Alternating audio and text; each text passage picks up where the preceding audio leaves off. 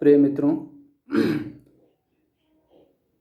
आज हम सब रस एवं उसके भेद प्रकार पर विचार विमर्श करेंगे। इस विमर्श के पश्चात आप रस के विभिन्न भेदों को, प्रकारों को जान पाएंगे एवं उनके उदाहरण भी जान पाएंगे। मित्रों, पिछले अध्याय में हम लोगों ने रस एवं रसांग, रस के अंग, स्थायी भाव, विभाव, अनुभाव एवं संचारी या व्यभिचारी भाव पर विचार विमर्श किया है। हम लोगों ने यह देखा था कि पाठक, दर्शक, श्रोता सहृदय के हृदय में वासना या संस्कार के रूप में स्थायी भाव विद्यमान होता है। यह स्थायी भाव विभाव, अनुभाव एवं संचारी भावों के द्वारा उद्बुद्ध एवं जागृत किया जाता है और इन सब के योग से रस निर्माण की प्रक्रिया पूरी होती है।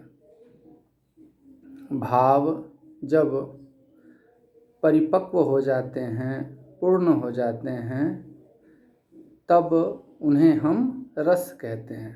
भावों की परिपक्वता को रस कहते हैं।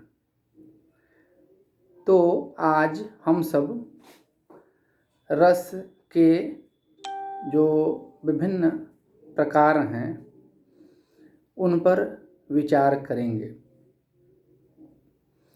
मित्रों, रस का जो प्रथम भेद है वह श्रृंगार रस है। श्रृंगार रस का स्थायी भाव रति होता है। नायक नायिका के बीच जो प्रेम संबंधी विचार विनिमय व्यवहार संपन्न होता है, वह श्रृंगार रस का मुख्य प्रतिपाद्य विषय है। श्रृंगार रस दो रूपों में पुनः हम सबके समक्ष आता है, अपनी प्रकृति या स्वभावगत भिन्नता के आधार पर। एक के अंतर्गत नायक नायिका का परस्पर मिलन होता है, साहचर्य होता है, उसे हम संयोग या संभोग श्रृंगार कहते हैं। और जो दूसरा भेद होता है श्रृंगार रस का, उसके अंतर्गत नायक नायिका में परस्पर प्रेम होता है, किंतु कतिपय कारणों से, किंचित कारणों से उनका परस्पर मिलन संभव नहीं हो पाता है, वे दूर हो जाते हैं और इससे वियोग या विप्रलंभ श्रृंगार की स्थिति बनती है। तो जो रस का जो पहला भेद है श्रृंगार रस, जिसे रसराज भी कहा गया है, उसका स्थायी भाव रति है एवं उसके दो भेद हैं पुनः। श्रृंगार रस के पुनः दो भेद होते हैं। पहला भेद संयोग या संभोग श्रृंगार एवं दूसरा भेद वियोग या विप्रलंभ श्रृंगार होता है। हम लोग एक उदाहरण देखते हैं मित्रों। बिहारी का यह दोहा है, कहत नटत रीझत खिजत मिलत खिलत लजियात, भड़े भौन में करत हैं नैन नहीं सो बात। नायक और नायिका के द्वारा भरी सभा में नैनों के माध्यम से बातचीत होती है। हुए थे आँखों के इशारे, इधर हमारे उधर तुम्हारे, बिना शब्दों के हार्दिक संलाप होता है, वार्तालाप होता है और यहाँ संयोग या संभोग श्रृंगार की स्थिति बनती है। वियोग या विप्रलंभ श्रृंगार का उदाहरण है, मधुवन तुम कत रहत हरे, मधुवन तुम कत रहत हरे, विरह वियोग श्याम सुंदर के ठाढ़े क्यों न जड़े। श्याम सुंदर के विरह में जो मधुवन है उसको दुखी होना चाहिए, झुलसा हुआ शोकग्रस्त प्रतीत होना चाहिए, किंतु वह हरा भरा दिखता है और उससे नायिका को नायक के विरह वियोग की स्थिति का भाव होता है। उसको नायक की याद आती है राधा को, तो वह उपालंभ देती है, उलाहना देती है मधुवन को। यहाँ हम देखते हैं कि वियोग या विप्रलंभ श्रृंगार की स्थिति बनती है। रस का जो दूसरा भेद है वह है करुण रस। करुण रस का स्थायी भाव होता है मित्रों शोक। करुण रस को भवभूति ने रसराज माना है और एको रसः करुणैव, मतलब एक ही रस होता है और वह करुण रस है, ऐसा आचार्य भवभूति की मान्यता है। इसका उदाहरण हम लोग देखते हैं। हम लोगों ने पिछले अध्याय में भी करुण रस का वह प्रसिद्ध उदाहरण देखा था। पुनः एक बार उसी को हम लोग करुण रस के प्रसंग में देखेंगे। देखी सुदामा की दीन दशा, करुणा करके करुणा निधि रोए, पानी परात को हाथ छुयो नहीं, नैन के जल सों पग धोए। यहाँ करुण रस की स्थिति है, करुण रस है एवं करुण रस का स्थायी भाव शोक होता है। रस का जो तीसरा भेद है मित्रों वह है वीर रस। वीर रस का स्थायी भाव उत्साह होता है, सत्य, न्याय, धर्म की रक्षा, स्वाभिमान की रक्षा के लिए हमारे हृदय में जो उत्साह होता है वह वीर रस में परिवर्तित हो जाता है, बदल जाता है। हम लोगों ने पिछले अध्याय में ओज गुण के संदर्भ में एक उदाहरण देखा था महाकवि भूषण का। वह वीर रस का एक अच्छा उदाहरण है, उसी को देखते हैं। इंद्र जिमि जंभ पड़, बारव सुअंभ पर, रावण सदंभ पर, रघुकुल राज है। महाकवि भूषण की इन पंक्तियों में वीर रस है। यह वीर रस की पंक्ति है उनकी। वीर रस के बाद जो चौथा रस है वह है मित्रों हास्य रस। हास्य रस का स्थायी भाव होता है हास्य। कहने की ज़रूरत नहीं है कि हास्य रस में आमोद प्रमोद मनोरंजन प्रहसन का भाव छुपा होता है। और इसका एक उदाहरण है, हम लोग देखते हैं इसको। रामचरितमानस की यह पंक्ति है। बिहसी लखन बोले मृदुबानी आहा मुनिषु महाभरयानी पुनि पुनि मोहि देखात उहारू चाहत उरावन कुंकी पहाड़ू। परशुराम पर व्यंग किया है लक्ष्मण ने यहाँ किंतु राम एवं परशुराम दोनों एक दूसरे से कम नहीं है। और लक्ष्मण के द्वारा किया गया यह व्यंग जो है वह उस सभा की स्थिति के अनुसार हास्य रस में परिवर्तित हो जाता है। सब लोग खुश हो जाते हैं, क्योंकि सब लोगों ने तुरंत ही राम की वीरता को देखा था और उन्हें किसी योगी के द्वारा, किसी मुनि के द्वारा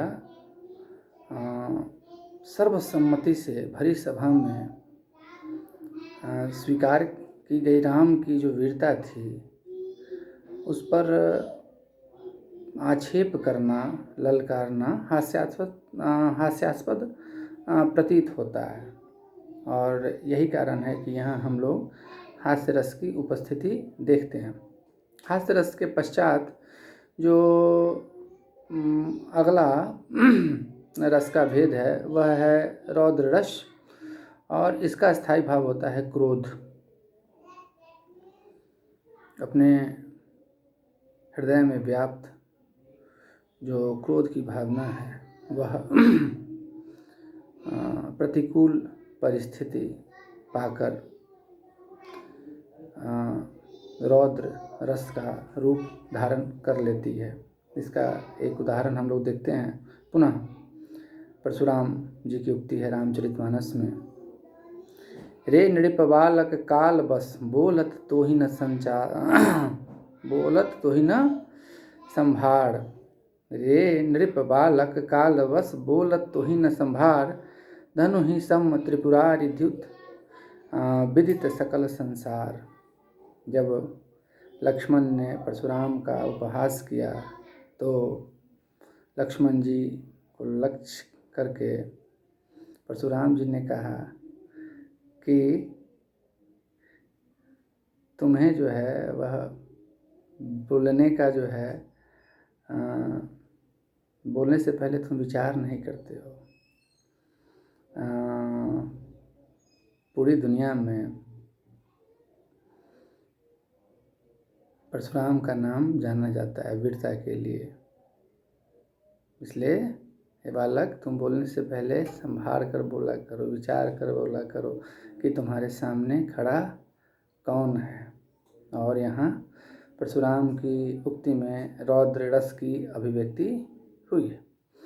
जो अगला रस का भेद है वह है भयानक रस। भयानक रस का स्थायी भाव होता है भय।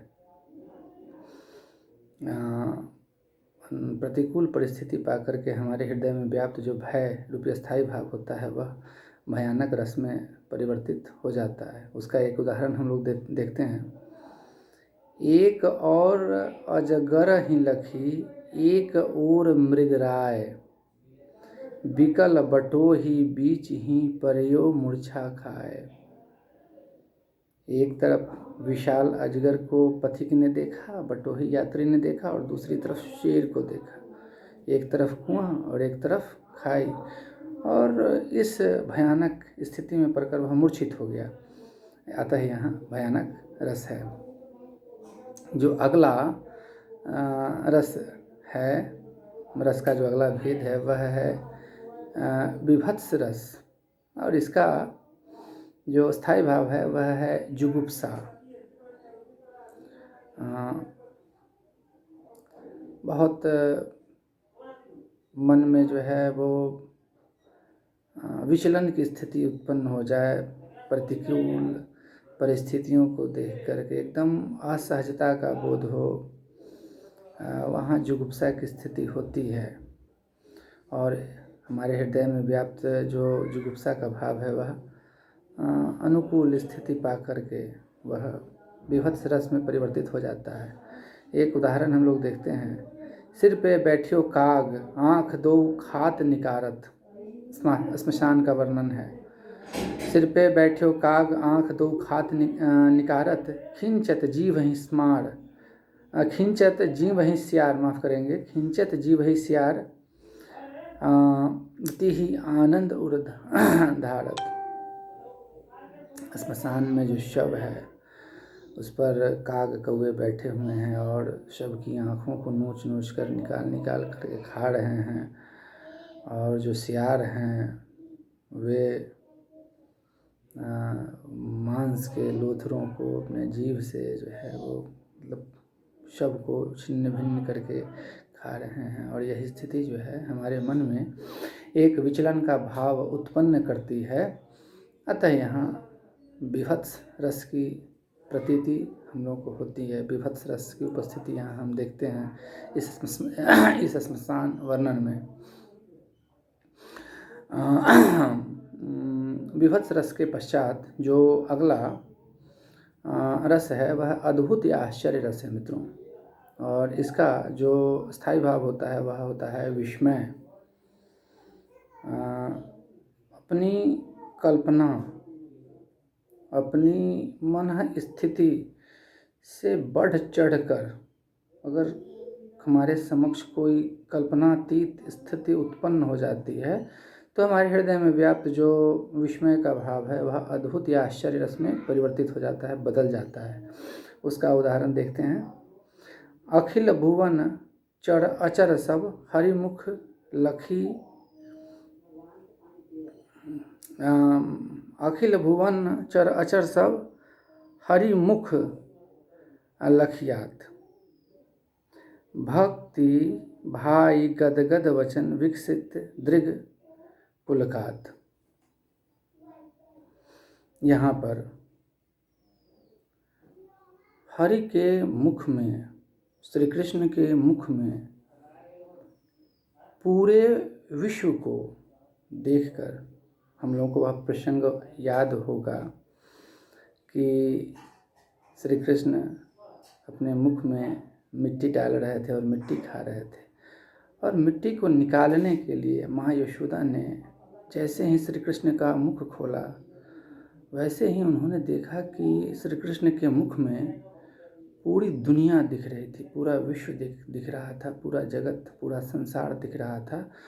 और माँ यशोदा जो है वह इस अद्भुत आश्चर्य दृश्य को देख करके जो है वह चकित हो गई। यहाँ आश्चर्य या अद्भुत रस की प्रतीति विस्मय स्थायी भाव के द्वारा हुई है। पुनः एक बार देखते हैं। अखिल भुवन चर अचर सब हरिमुख लखियात, भक्ति भाव गदगद वचन विकसित दृग पुलकात। जो अगला रस का जो भेद है वह है शांत रस, और इसका स्थायी भाव होता है निर्वेद।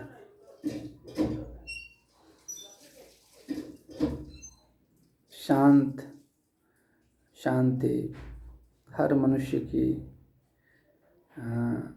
हृदय की कामना होती है, इच्छा होती है, और हमारे हृदय में जो निर्वेद रूपी स्थायी भाव होता है वह अनुकूल स्थितियों को पा करके शांत रस में परिवर्तित हो जाता है। एक उदाहरण देखते हैं। मन पछितई हैं अवसर बीते, दुर्लभ देह पाई हरिपद भुज, करम वचन भरुहीते, सहस बाहु दस बदन आदि नृप, वचे न काल बलिते। यह सत्य है, दुनियादारी का सत्य है कि बड़ा से बड़ा राजा भी एक दिन काल कवलित हो गया। बड़े बड़े शक्तिशाली लोग धूल धूसरित हो गए। समय सबको समाप्त कर देता है और हमारे हृदय में व्याप्त सत्य की यह भावना निर्वेद जो स्थायी भाव है वह शांत रस में परिवर्तित हो जाता है। हम दुनिया की बाकी विचलित करने वाली चीज़ों से विमुख हो जाते हैं, शांत हो जाते हैं। सच्चाई जब जान जाते हैं, सत्य का ज्ञात जब हमको हो जाता है। शांत रस के बाद जो अगला रस है वह है वात्सल्य रस। इसका स्थायी भाव है वत्सलता। माता पिता गुरु अभिभावक ईश्वर के प्रति ईश्वर के द्वारा माफ़ करेंगे हमारे लिए जो ममत्व भाव है वह वत्सलता है और उसके द्वारा वात्सल्य रस की प्रतीति होती है, अभिव्यक्ति होती है। वात्सल्य रस का स्थायी भाव है वत्सलता। एक उदाहरण देखते हैं हम लोग। शोभित कर नवनीत लिए, घुटुरुन चलत रेणु तन मंडित, मुख दधि लेप किए। श्री कृष्ण जो है वह मुख में माखन का दधि का लेप लगाए हुए हैं। कुछ खाया है, कुछ गिराया है और गुड़ुक करके चल रहे हैं और उनकी सांवली सूरत और मोहिनी मूरत मन को इतनी अच्छी लग रही है, मन को प्रसन्न कर रहा है। मन में ममत्व वात्सल्य की भावना उत्पन्न कर रहा है कि उनके प्रति लाड और प्यार केवल नंद बाबा एवं माँ यशोदा को नहीं आता है। समस्त पाठक दर्शक श्रोता सहृदय के हृदय में श्री कृष्ण के प्रति वात्सल्य रस का संचार हो जाता है। जो हमारा अगला एवं अंतिम 11वां जो रस है वह है मित्रों भक्ति रस। भक्ति रस का जो स्थायी भाव होता है वह दास या भक्ति। दास से कहना थोड़ा असंगत प्रतीत होता है क्योंकि इसमें दासता शब्द थोड़ी खटकती है, किंतु अगर कोई किसी से प्रेम करता है तो वह उसका हृदय से दास होता ही है, गुलाम होता ही है। लेकिन भक्ति में और भी भाव समाहित होते हैं। सख्य भाव भी होता है, दास्य भाव भी होता है, माधुर्य भाव भी होता है, प्रेम का भाव भी होता है। इसलिए हम लोगों को भक्ति का जो स्थायी भाव है वह दास और भक्ति को भी मानना चाहिए, भक्ति को भी मानना चाहिए हम लोगों को। यह ज़्यादा सहज है। हालांकि विद्वान साहित्याचार्यों ने दास्य को ही भक्ति का स्थायी भाव माना है। इसका एक उदाहरण हम लोग देखते हैं। मेरे तो गिरधर गोपाल दूसरो न कोई, जाके सिर मोर पंख सोहत मेरे पति सोई। मेरे तो गिरधर गोपाल दूसरो न कोई, जाके सिर मोर पंख सोहत मेरे पति सोई। मीरा की इन पंक्तियों में भक्ति रस की अभिव्यक्ति हुई है। तो मित्रों, इस प्रकार हम देखते हैं कि भावों की परिपक्वता को रस कहते हैं। और रस प्रारंभ में आचार्य भरत मुनि ने रस के 8 ही भेद माने हैं, किंतु कालांतर में आगे चलकर शांत रस, वात्सल्य रस एवं भक्ति रस को भी रस के अंतर्गत समाहित कर लिया गया। और आज हम रस के 11 भेद मानते हैं, जो इस प्रकार हैं: श्रृंगार रस, करुण रस, वीर रस, हास्य रस, रौद्र रस, भयानक रस, विभत्स रस, अद्भुत या आश्चर्य रस, शांत रस, वात्सल्य रस, भक्ति रस। बहुत बहुत धन्यवाद आप सबका।